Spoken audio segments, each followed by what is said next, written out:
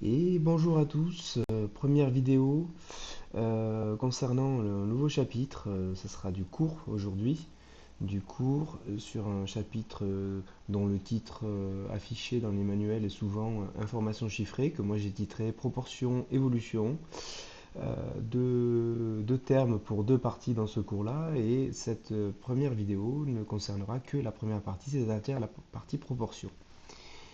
Alors, on va beaucoup parler en fait de pourcentage dans ce chapitre. Et avant de pouvoir parler de tout ça, de toute façon, on va commencer par un peu de vocabulaire. Euh, un peu de vocabulaire donc, que je donne dans la première définition que vous avez sous les yeux.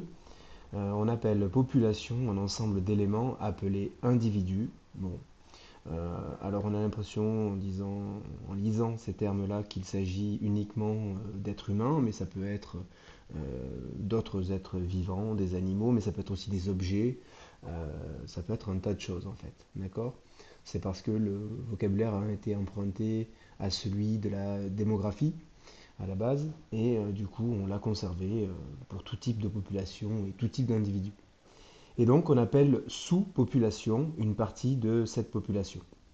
Et dans une population ou sous-population, le nombre d'individus qui la composent donc est appelé effectif. Donc ça c'est du vocabulaire de statistique, d'accord? Donc on a un petit diagramme juste en dessous qui illustre ça. D'ailleurs ce type de diagramme ça porte un nom. Euh, Ça porte le nom de, je vais le rajouter, de diagramme de Venn. Diagramme de Venn. VE2N. J'écris pas très bien, je m'en excuse. Voilà, donc vous avez un ensemble de références, d'accord, une population, et à l'intérieur, vous avez un sous-ensemble A, qui est noté A, qui est une sous-population. Ensuite, une autre définition, et donc ça va être la première définition importante en termes de résultats. On considère une population E, donc comme sur le dessin au-dessus, le E est un petit peu masqué, mais une population comme ça, d'effectifs NE, ça signifie qu'il y a NE individus dans cette population, et donc on considère aussi une sous-population A dans cette population-là, dont l'effectif est noté NA. Et donc la proportion de A dans E est le réel P qui est donné par NA sur NE, divisé par NE. Alors vous avez un exemple pour mieux comprendre, parce que peut-être que avec des lettres, des notations lettrées comme ça, vous aurez un peu plus de mal à saisir ce que tout ça signifie. Donc vous avez un exemple qui dit que d'après l'INSEE, au 1er janvier 2018, la population française comptait donc 67 186 638 habitants. Donc ce sont les individus de la population française. Et parmi celles-ci, les jeunes Français de 16 ans étaient 852 710. Et donc, la sous-population, pardon, c'est les jeunes Français de 16 ans. D'accord? C'est par rapport au dessin dessus. E, ce serait la population française. Et A, c'est les jeunes Français de 16 ans. Du coup, la proportion de ces jeunes Français dans la population française, on la calcule en divisant, comme on a vu dans la définition, l'effectif de la sous-population par l'effectif total de la population globale, quoi. Donc 852 710, pardon, divisé par 67 186 638. Ça donne environ 0,127. Donc ça, c'est la proportion, je pourrais dire, brute. Et parfois, on exprimera cette proportion en pourcentage. Pour ça, il faudra multiplier le P par 100, ce qui fait que le 0,127 ici, on le multiplierait par 100. Ça nous donnerait une proportion en pourcentage de 12,7 environ, hein, puisque le résultat de départ était approximatif, donc de 12,7%. Et on pourrait dire ça, exprimer ce résultat en disant que les jeunes Français de 16 ans représente environ 12,7% de la population française. Voilà, donc une première définition avec une première formule qui, je pense, est très abordable. Ensuite, on va passer, alors je vais le rapprocher, on va passer à la deuxième page. Donc la deuxième page de ce chapitre qui démarre par une remarque qui en fait reprend ce que je viens de dire. Donc on exprime souvent une proportion en pourcentage en multipliant P par 100.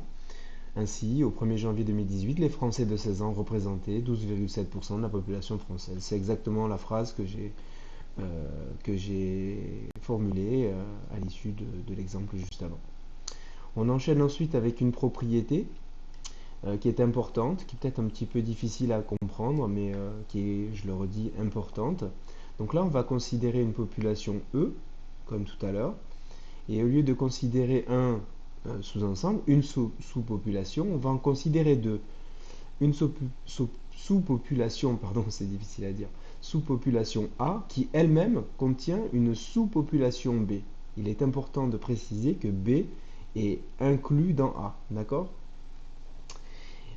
Chacun va avoir son propre effectif, chacune des deux sous-populations va avoir sa proportion euh, par rapport à E. Alors là, ce qui va se passer, c'est que donc on considère E la population, A la sous-population la plus grande des deux. Sa proportion va être P1 et on va considérer ensuite la sous-population B, donc comme on l'a vu sur le diagramme de Venn juste en dessous, va être une sous-population de B, B de A, d'accord? Et donc de E aussi. La proportion dans B, donc c'est P2, d'accord? D'ailleurs, j'ai commis une erreur là. C'est dans A en fait. Il faudra que je corrige ça au moment de vous diffuser le document. Donc, ce qu'il faut comprendre, c'est que la proportion de B, non pas dans E, mais dans A, eh bien, c'est P2. D'accord? On nous donne la proportion de P2 dans A, comme si E n'existait pas. Et justement, la propriété nous dit que la proportion P mais n'importe quoi. J'ai fait n'importe quoi là dans ma propriété. Il n'y a pas du tout C, c'est B ici. Donc je corrigerai dans le document que je vous diffuserai encore une fois. Donc la proportion de B, cette fois dans la grande population, eh bien, ça va être le produit de P1 et de P2, c'est-à-dire de la proportion de A dans E et de la proportion de B dans A. Donc avec l'exemple, ça va être plus simple et ça va corriger un petit peu les approximations liées au fait que j'avais fait des erreurs dans la propriété. Donc l'exemple dit la chose suivante. Donc on considère la population constituée des élèves d'un lycée. Alors on ne nous donne pas d'effectifs, pas besoin, puisqu'on va raisonner qu'en termes de proportion. Parmi ceux-ci, donc 30% sont en classe de seconde. Et parmi les élèves de seconde, 55% sont des filles. Et donc, on voudrait connaître la proportion des filles de seconde dans la population du lycée, dans l'ensemble du lycée. Donc, si je fais un dessin, on a la population des élèves du lycée,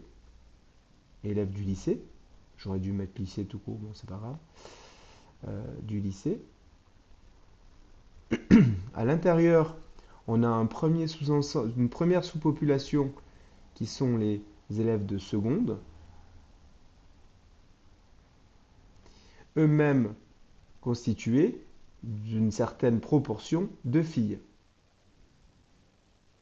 Alors attention, qu'on soit bien d'accord, il s'agit des filles de seconde. C'est-à-dire que si je sors de l'ensemble de seconde, il y aura les premières, les terminales, et dans ces ensembles-là, dans ces populations, dans ces sous-populations de l'ensemble du lycée, il y aura aussi des filles. Là, il s'agit des filles de seconde. D'accord? Donc, ce que l'on nous donne, c'est la proportion d'élèves de seconde dans le lycée. Donc, on nous dit qu'il y en a 30%. Donc, ça signifie que la proportion de seconde, le P1 dans la propriété, ça va être 0,3.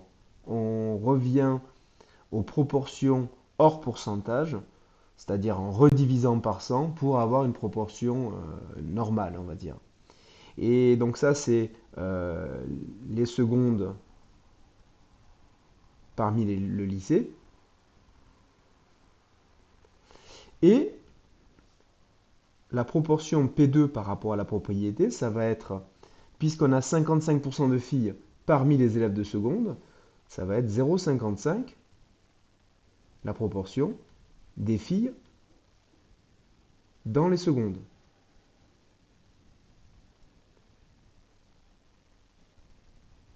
Bon, je sais pas s'il faut mettre des S, je vais mettre seconde, bon, avec un S. Voilà.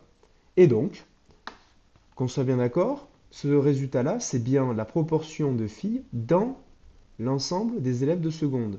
Et là, ce que je voudrais, c'est avoir la proportion de ces filles qui sont en seconde dans l'ensemble du lycée. D'accord? Je vous montre avec le curseur. On a le 55% de ces filles dans les secondes. Et on voudrait connaître la proportion de ces filles de seconde dans l'ensemble du lycée, dans la population globale du lycée. Et donc la propriété nous dit que cette proportion, on va l'obtenir, elle est appelée P dans la propriété, en multipliant P1 par P2, c'est-à-dire 0,3 par 0,55. Et donc ça nous donne, alors je sais pas, du coup il faudrait que je fasse le calcul. Ah non, je l'ai juste ici, donc ça fait 0,165. Je l'ai refait. Et du coup, encore une fois, une telle proportion peut se convertir en pourcentage, c'est ce que j'ai fait dans le cours juste à côté, en multipliant par 100 à nouveau, donc ça nous donne 16,5%. Alors de quoi? Ben, les filles de seconde représentent 16,5% de l'ensemble des élèves du lycée. Voilà. Donc ça veut dire que cette partie-là, ça représente 16,5% de tout le lycée. Voilà. Eh bien écoutez, c'est tout pour cette première vidéo, cette première partie de ce chapitre sur les proportions, les évolutions. On se retrouvera dans une vidéo prochainement qui traitera cette fois de la deuxième partie. Et donc, comme le laisse sous-entendre le titre, et on parlera cette fois d'évolution, d'accord? Donc de pourcentage d'augmentation, un pourcentage de baisse, etc. Donc ce seront des pourcentages un petit peu différents de ceux que nous aurons traités dans cette première partie-là. Je vous souhaite une bonne journée et puis je vous dis à très bientôt. Au revoir.